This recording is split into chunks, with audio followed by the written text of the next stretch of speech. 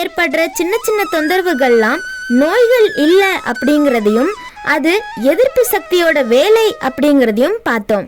புறச்சூழல் மாறுபாட்டால குழந்தைகளுக்கு சளி, தும்மல், இருமல் மாதிரியான தொந்தரவுகள் ஏற்படும் அப்படிங்கிறதையும் அதை எப்படி உடலாலேயே குணப்படுத்தப்படுது அப்படிங்கிறதையும் பார்த்தோம்.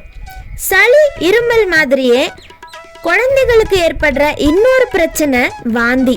வாந்தி அப்படிங்கிறது நம்மளோட செரிமான உறுப்புகள் ஆரோக்கியமா இல்லை அப்படிங்கிறத நமக்கு அறிவிக்கிற ஒரு செயல். நம்மளோட முறையற்ற உணவு பழக்கத்தாலேயோ இல்லை செரிமான உறுப்புகளோட சோர்வாலேயோ உடலோட ஜீரண இயக்கம் சில நேரங்களில் குறைஞ்சு போகலாம்.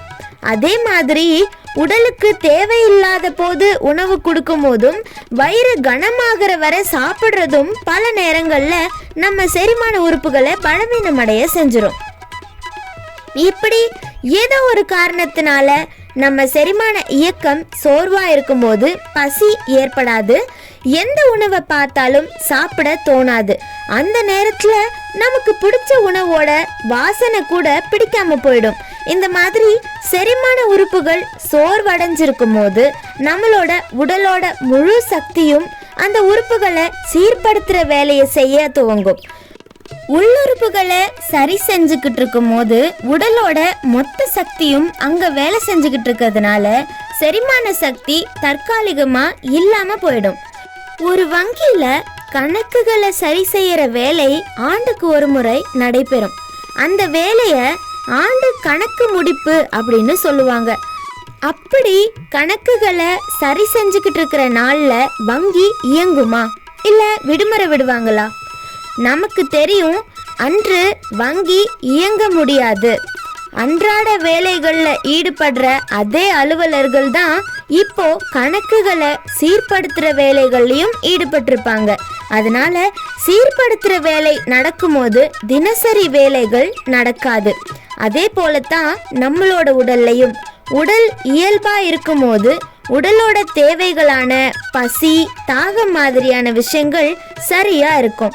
ஆனா உள்ளுறுப்புகள்ல ஏதாவது கழிவுகள் தேங்கிட்டாலோ அல்லது அது சோர்ந்து போனாலோ நம்மளோட உடலானது தினசரி வேலைகளை நிறுத்திட்டு பராமரிப்பு வேலையை துவங்கிடுது.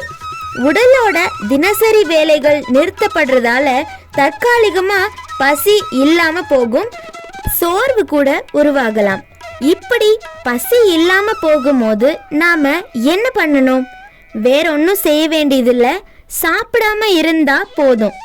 இந்த மாதிரி சாப்பிடாம இருக்கிறதுனால என்ன பயன்? பசி இல்லாம இருக்கும்போது சாப்பிடாம இருந்தா உடலுக்குள்ள நடக்கிற பராமரிப்பு வேலை முழுமையா தங்கு தடை இல்லாம நடக்கும். பசி இல்லாத போது சாப்பிட்டுட்டா என்ன ஆகும்? நாம பசி இல்லாத போது சாப்பிட்றதுனால பராமரிப்பு வேலை நின்று போய் நம்ம சாப்பிட்ட உணவை ஜீரணிக்கிறதுக்காக நம்மளுடைய சக்தி தேவையாகுது.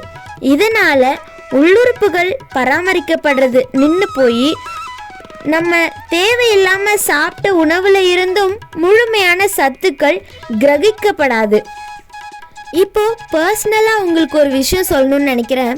எனக்கு ஏதாவது இந்த மாதிரி கோளாறுகள் ஏற்பட்டது அப்படின்னா நான் அந்த நாள் முழுசாக சாப்பிட மாட்டேன். அதுக்கு அடுத்து சாப்பிடாம இருந்துட்டு மறுபடியும் கொஞ்சமாக தண்ணியிலேருந்து ஆரம்பிப்பேன். எனக்கு மறுபடியும் எப்போ பசி எடுக்க ஆரம்பிக்குதோ, ரொம்ப வயிறு எரியிற மாதிரி இருக்கோ, அப்போ தான் நான் சாப்பிட ஆரம்பிப்பேன்.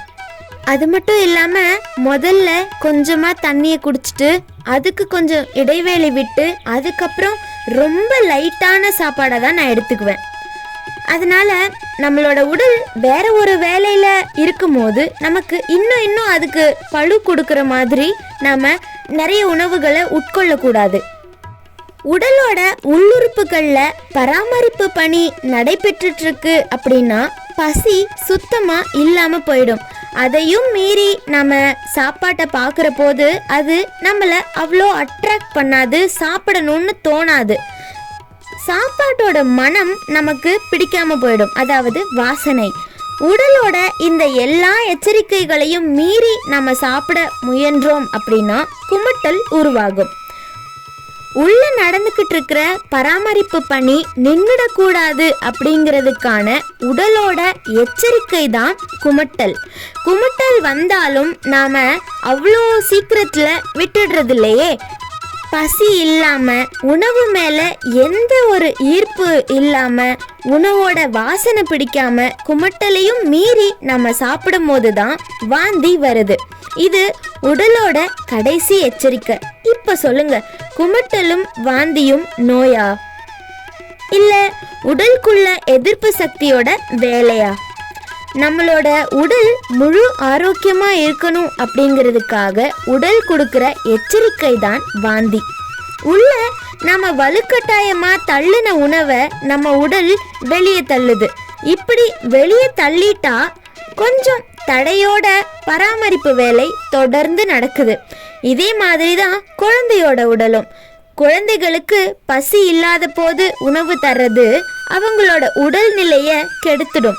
ஒருவேளை குழந்தையோட உடல்ல பராமரிப்பு வேலை நடந்துகிட்டு இருந்தா நாம கொடுக்கிற அந்த கட்டாய உணவு ஆரோக்கியத்தை சீர்குலைக்கிற முக்கியமான பிரச்சனையா மாறிடும்.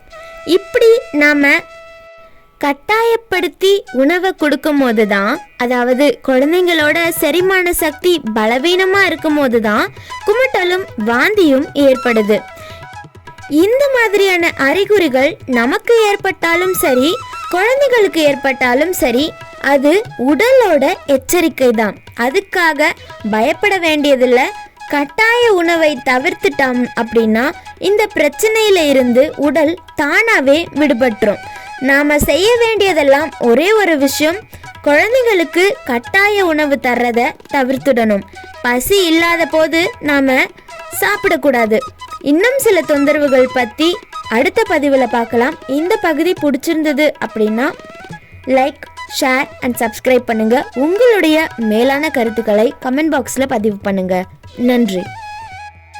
இது போல இன்னும் பல சுவாரஸ்யமான தகவல்களை தெரிஞ்சுக்கிறதுக்கு அலமாரி கதைகளை சப்ஸ்கிரைப் பண்ணிக்கோங்க.